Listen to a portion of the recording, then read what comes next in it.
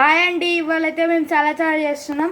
చల్లచారుకి అయితే ఫస్ట్ నూనె పోసుకుందాం. కడాయిలో నూనె పోసుకొని జీలకర్ర ఆవాలు వేసిన తర్వాత కొంచెం మిరపకాయలు,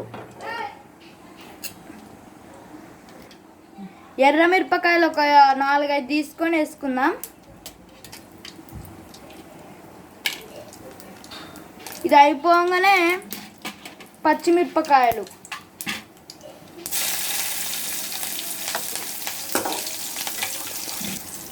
ఇప్పుడైతే కరివేపాకు వేసుకుందాం.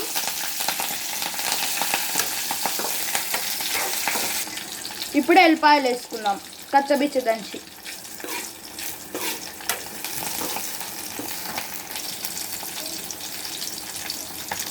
కొంచెం పసుపు వేసుకుందాం.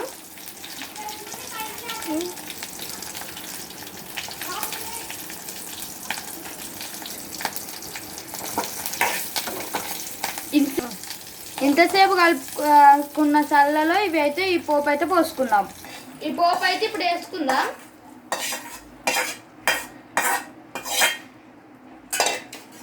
అట్లనే ఇప్పుడు ఉల్లిగడ్డలు వేసుకుందాం.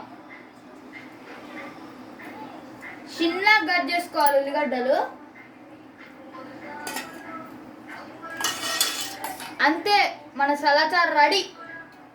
సింపుల్గా ఉంది కదా.